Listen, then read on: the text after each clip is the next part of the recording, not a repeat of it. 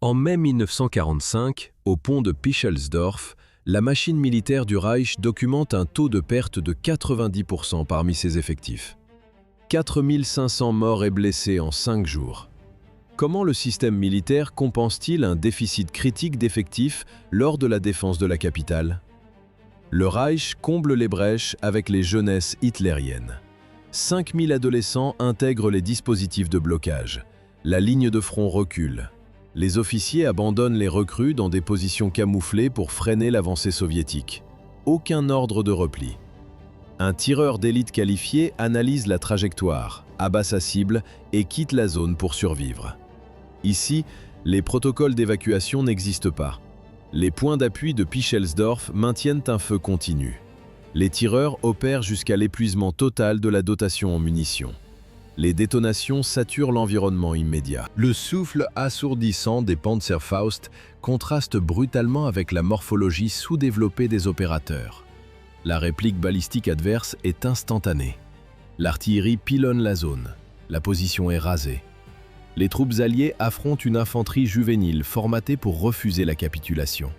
L'analyse opérationnelle omet les répercussions psychologiques sur les soldats attaquants. Les rapports d'état-major archivent uniquement la mathématique du désastre. 4500 unités éliminées équivalent à la destruction intégrale de 3 régiments d'infanterie standard. Une annihilation logistique en 120 heures. Le réseau défensif berlinois s'effondre définitivement. La guerre urbaine transforme la doctrine d'engagement. À l'échelle globale, ce conflit redéfinit la mortalité balistique. Les registres militaires mondiaux imputent des centaines de milliers de pertes à l'action exclusive des tireurs d'élite. La documentation du taux de perte de 90% au pont débute en décembre 1944 avec l'ordre de mobilisation totale. L'appareil d'État promulgue l'intégration directe d'adolescents de 14 ans aux unités de combat. C'est l'épuisement absolu du réservoir démographique national. Les registres militaires absorbent les classes 1929 et 1930. La bureaucratie élimine la formation tactique complexe. Le protocole exige le tir et l'obéissance. Pour verrouiller la capitale, l'intendance arme 40 000 miliciens du Volkssturm. Les entrepôts distribuent le matériel disponible sans tenir compte des gabarits. Le fusil d'infanterie standard pèse 4 kg pour plus d'1 mètre de long. L'ergonomie de la crosse contredit les paramètres physiques des recrues de 14 ans. Le doigt atteint à peine la détente. Les casques d'acier réglementaires tombent sur les yeux. L'apparence n'a aucune importance pour les planificateurs. Des années d'instruction de tir au sein des organisations de jeunesse fournissent une base balistique suffisante pour le commandement. La logistique achemine un contingent spécifique de 5000 membres des jeunesses hitlériennes vers l'ouest. L'objectif stratégique impose de bloquer les infrastructures franchissant la rivière Havel. Les manœuvres d'infanterie classiques disparaissent des ordres. Les officiers abandonnèrent les recrues dans des embuscades camouflées pendant que la ligne de front reculait. Un lieutenant américain arrache les insignes métalliques de son col. Il frotte son casque avec de la boue pour effacer son grade. Si le Berlin de 1945 bricolait des embuscades par désespoir, le théâtre du Pacifique appliquait une doctrine implacable. L'élimination ciblée des officiers était un règlement strict. Les tireurs japonais chassaient 2 cibles prioritaires, les commandants et les médecins. Le manuel militaire exigeait le salut réglementaire à chaque croisement avec un supérieur. Sur la ligne de front, ce geste devenait une condamnation à mort tactique. L'état-major a formellement interdit tout salut en zone de combat. Un simple bras levé désignait la cible exacte aux tireurs embusqués. Les tactiques de progression ont radicalement changé. Les nouvelles recrues s'aplatissaient au sol au premier tir. C'était une erreur mortelle. Un peloton immobile offrait un champ de tir parfait. Les vétérans des sanglantes campagnes de Guadalcanal et Tarawa ont imposé une nouvelle règle. Ne jamais s'arrêter. Continuer à avancer sous le feu pour briser la ligne de mire. Cette adaptation tactique a coûté des milliers de vies. Les protocoles d'engagement ont suivi la même brutalité. L'infanterie a transformé les canons anti-chars M3 de 37 mm en armes de nettoyage.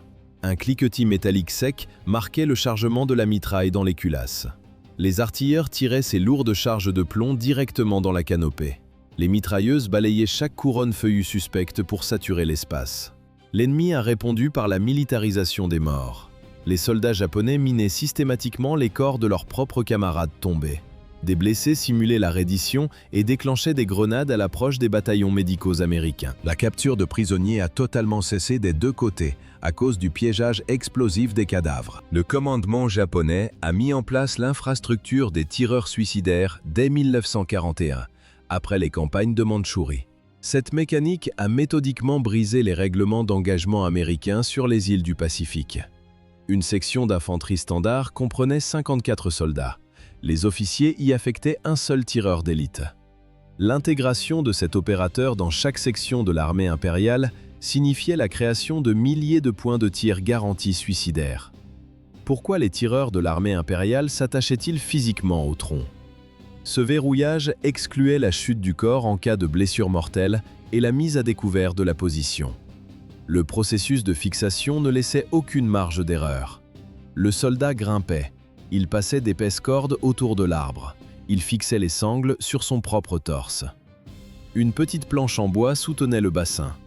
Le tireur camouflait son angle d'attaque. Il attendait. Le protocole interdisait toute évacuation médicale. La survie reposait sur une gourde d'eau et une poignée de riz. Des décennies après l'arrêt des combats, des chercheurs ont repéré ces nids intacts dans la jungle. Le contraste visuel s'effaçait. Le tissu pourri des uniformes se fondait totalement dans l'écorce des arbres. Les cordages serraient toujours des cadavres momifiés contre le bois. Sur Iwo Jima, l'ingénierie défensive a transféré ce concept de fixation sous la roche volcanique. Les tireurs faisaient feu, s'engouffraient dans le réseau de tunnels et disparaissaient via des trous d'araignée pour changer de secteur d'attaque. La doctrine japonaise produisait des unités suicidaires isolées. L'appareil d'État soviétique, lui, industrialisait les statistiques d'élimination via des cadres féminins spécialisés. L'opératrice Lyudmila Pavlychenko fixa la norme. Son registre officiel comptabilisait 309 liquidations confirmées. 36 de ces tirs ciblaient directement des tireurs d'élite adverses. Mathématiquement, le rendement meurtrier d'une seule opératrice équivalait à l'anéantissement d'un bataillon d'infanterie ennemi complet. Les balles perforèrent son corps 4 fois. Un sous-marin l'évacua définitivement de la zone de combat. L'usure du front détruisit son système nerveux pour les décennies suivantes. Rosa Chanina maintint cette cadence opérationnelle en Prusse orientale. Son bilan d'engagement valida entre 59 et 75 cibles abattues. Elle intégra l'école de tir immédiatement après la mort de son frère au combat. Elle expira à 20 ans sur le terrain. Elle interposa son propre corps pour bloquer les éclats visant un officier blessé. L'analyse de sa mère fut strictement clinique. Le retour à la vie civile d'une opératrice affichant un tel quota de morts semblait structurellement impossible. Klavdia Kalugina entra dans le système militaire à 17 ans. Son dossier valida 257 éliminations directes. L'armée la démobilisa à 21 ans. Le choc physiologique modifia son organisme. Ses cheveux étaient devenus intégralement blancs. Tatiana Baramzina appliqua la même procédure létale. Elle enregistra 36 liquidations avant un transfert derrière les lignes allemandes. L'ennemi submergea son secteur. Elle abattit 20 soldats au fusil pour protéger une unité de blessés. Son chargeur se vida totalement. Les Allemands la capturèrent vivante pour extraire des données tactiques. Elle refusa de fournir le moindre chiffre. Les troupes adverses mutilèrent le corps de la prisonnière. L'identification reposa sur ses effets personnels. 80% de pertes. Les statistiques d'élimination de Kavdia Kalugina et Rosa Chanina n'étaient pas des anomalies individuelles. Elles résultaient d'un programme de formation centralisé lancé en 1941. Pourquoi l'équipement tactique réglementait-il strictement la dotation de 2 grenades? La doctrine adverse garantissait l'exécution immédiate des femmes tireuses lors d'une capture. L'institution militaire recruta 2000 opératrices. L'école centrale de Podolsk calibra la formation comme une ligne d'assemblage industriel. Un taux d'attrition de 75 à 80% parmi des spécialistes qualifiés indique une planification cynique. Le commandement soviétique classifia ces unités comme un armement de haute précision, mais intégralement jetable. Le maréchal von Bock formalisa la réponse allemande par un ordre direct. Liquidation sur place. Le protocole d'infanterie soviétique intégra cette variable. L'inventaire de l'opératrice imposait le port de 2 grenades. La première pour la cible, la seconde pour une auto-liquidation garantie avant le contact physique avec l'ennemi. L'état-major raya la reddition des procédures opérationnelles. Entre 1941 et 1945, Le système injecta ses cadres sur la ligne de front. Le rendement balistique justifiait l'annihilation programmée de l'effectif.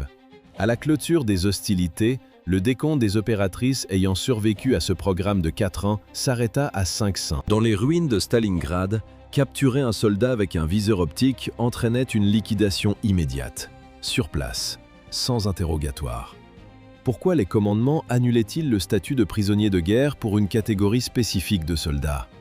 La raison résidait dans le niveau de pression psychologique et la paralysie totale des troupes. La tolérance face aux tireurs d'élite restait à zéro.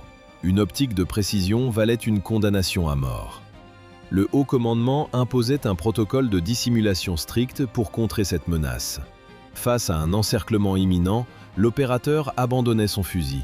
Il devait faire disparaître la preuve de sa spécialité avant le contact avec l'ennemi. Mais l'infanterie adverse n'était qu'un facteur d'usure parmi d'autres. La dégradation physiologique détruisait les effectifs plus sûrement que les balles. Lors de l'hiver 1942, la température moyenne plongeait à moins 30 degrés Celsius. Les tireurs opéraient à la limite absolue de la résistance biologique. Le processus d'élimination devenait mécanique. L'opérateur verrouillait sa cible dans le réticule.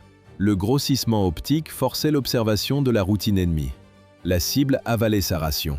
La cible lisait une lettre, puis le coup partait. Après le tir, la procédure exigeait une immobilité absolue. La moindre démascation attirait un tir de suppression fatale. Le soldat figeait chaque muscle de son corps. Impossible de changer d'appui pour relancer la circulation sanguine. Le bruit sec du craquement de la neige gelée sous la botte suffisait à trahir la position exacte du tireur. Les troupes d'assaut allemandes franchissaient la dernière ligne de barbelés. Le tireur arrachait la lunette de sa culasse et enterrait l'optique sous les gravats. La mesure extrême d'isolement sur les rives de la Volga fut l'élimination totale de toute logistique, peu importe l'exécutant.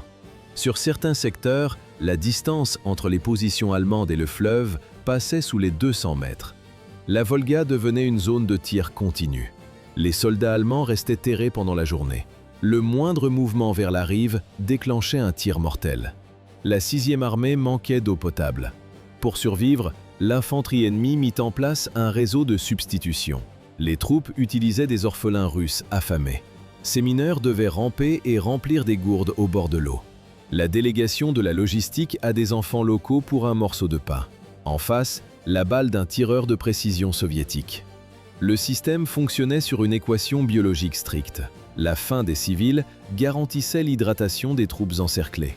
Les enfants opéraient comme de simples vecteurs de ravitaillement. Le quartier général soviétique identifia cette faille dans le blocus. La tolérance était nulle. Il fallait sectionner cette artère. Le commandement soviétique émit une directive officielle exigeant l'abattage de ces enfants pour rompre définitivement la chaîne d'approvisionnement allemande. Ce nettoyage implacable du périmètre incombait à des tireurs comme Vassili Zaïtsev, responsable de l'élimination de 225 soldats adverses.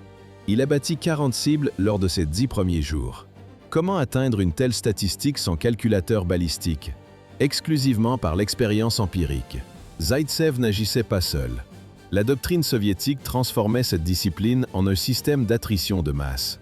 Le sergent Fyodor Pekov inscrivit 344 liquidations confirmées. Une anomalie géopolitique majeure. L'élimination systématique du commandement allemand s'opérait avec un matériel rudimentaire. L'efficacité dépendait uniquement de la biomécanique humaine. La séquence de tir excluait toute assistance technologique. L'œil nu jaugeait la distance exacte. Le cerveau calculait la dérive du vent. Le doigt pressait la détente du fusil Mosin Nagant. Le tireur alignait sa cible. Sur les bords de la lentille du viseur PU, l'image se tordait. Cette distorsion optique primitive fatiguait l'œil instantanément. L'armée rouge ne distribuait aucun télémètre.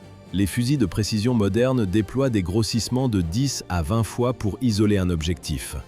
Le front de la Volga ignorait ce luxe technique. L'avantage stratégique se jouait sur des paramètres millimétriques. Le viseur standard soviétique s'arrêtait à 3,5.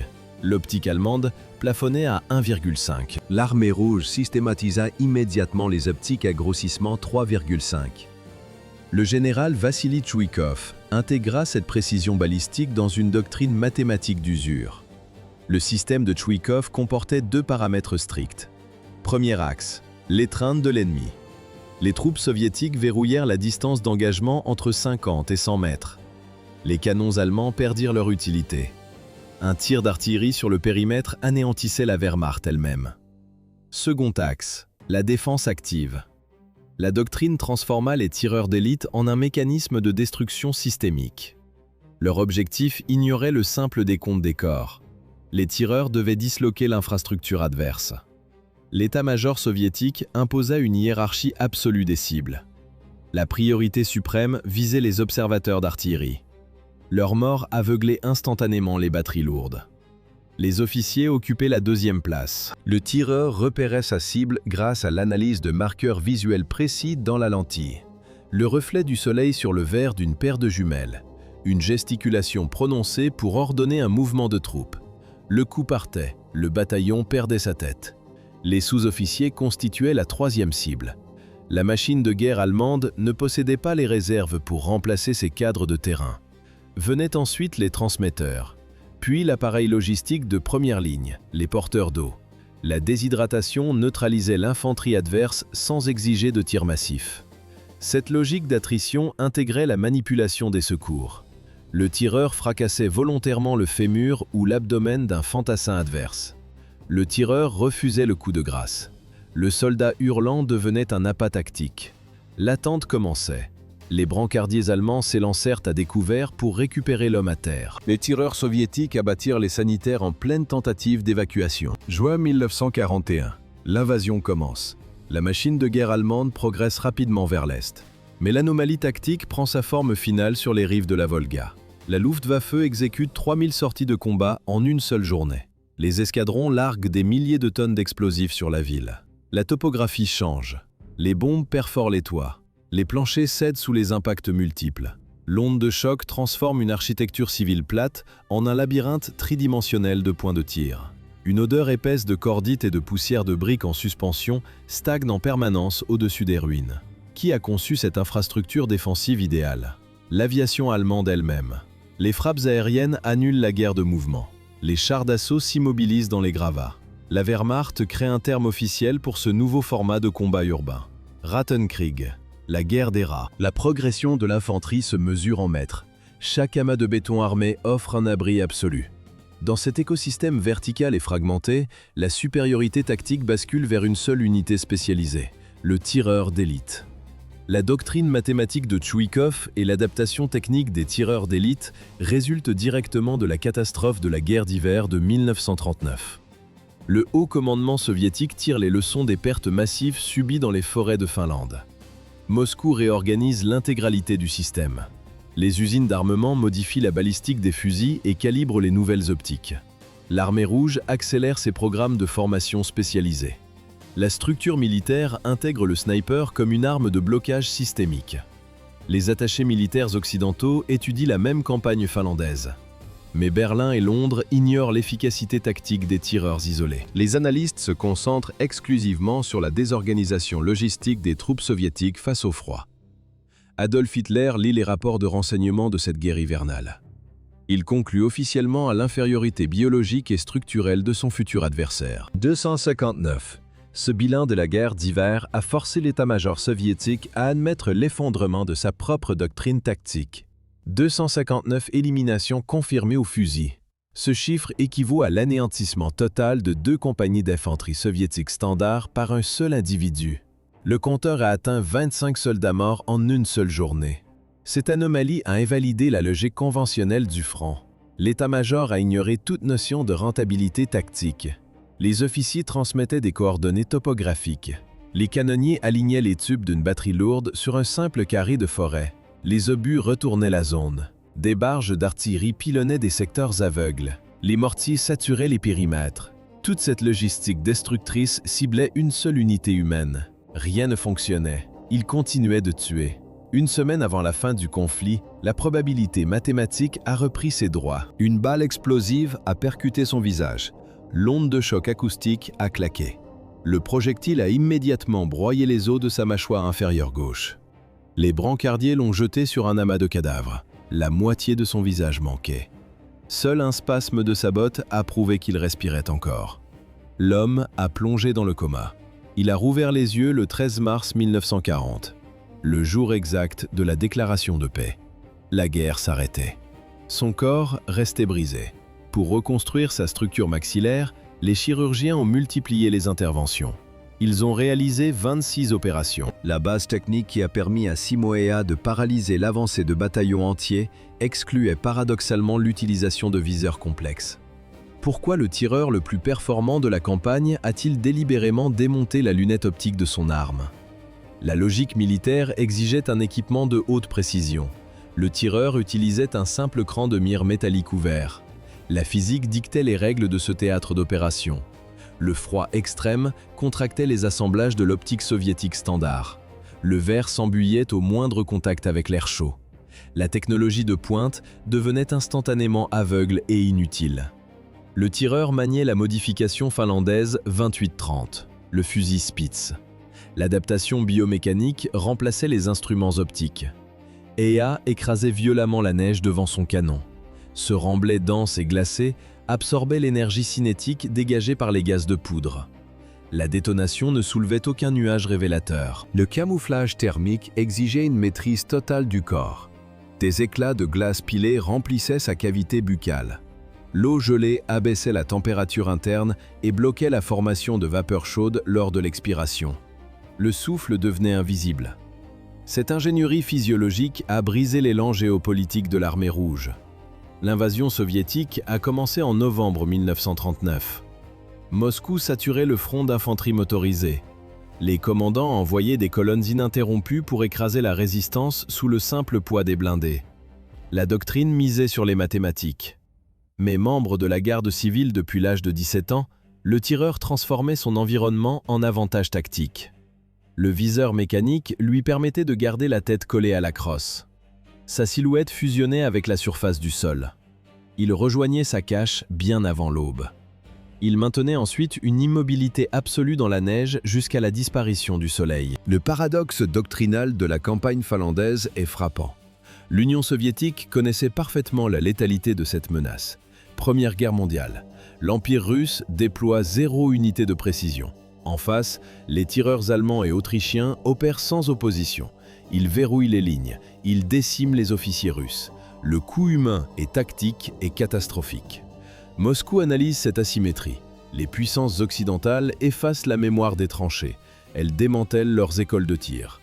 L'Union soviétique applique la logique inverse. Elle systématise l'expérience. Année 1930. L'État transforme le tir de précision en doctrine nationale. Le vecteur de ce déploiement s'appelle l'Osso Aviakim. C'est une organisation paramilitaire de masse. Les citoyens étudient la balistique fondamentale avant même leur incorporation. L'infrastructure d'entraînement couvre l'ensemble du territoire soviétique.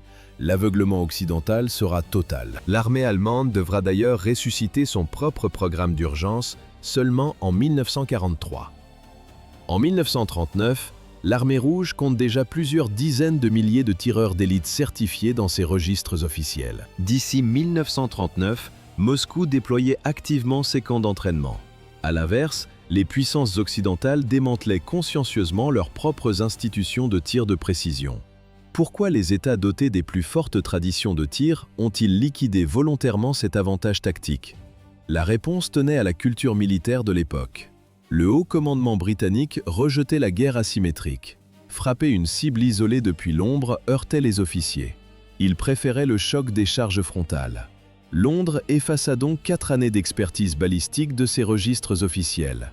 De son côté, l'armée américaine adopta une trajectoire identique. Elle laissa mourir ses propres programmes de précision.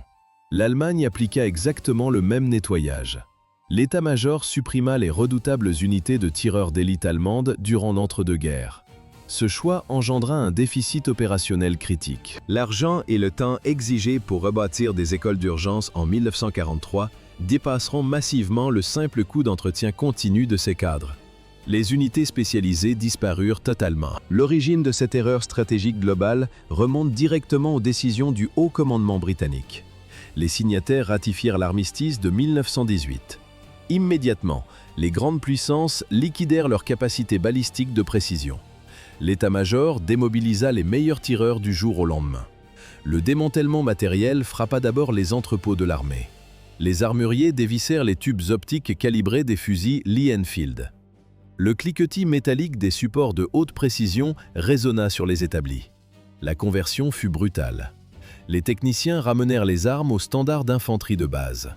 Les lunettes de visée complexes, fabriquées par des firmes spécialisées comme Aldis, quittèrent les arsenaux. L'administration militaire brada ses instruments techniques sur les marchés civils.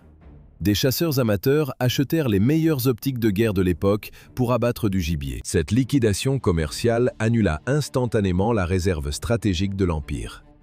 La production initiale de ces composants avait pourtant exigé une mobilisation industrielle colossale de l'économie britannique. Un simple décret administratif suffit. Le gouvernement est face à l'outil le plus létal de la guerre de position. La logistique dispersa le matériel. Le ministère archiva les manuels. L'état-major railla définitivement un capital tactique forgé pendant un nombre exact d'années d'expérience accumulées. 4.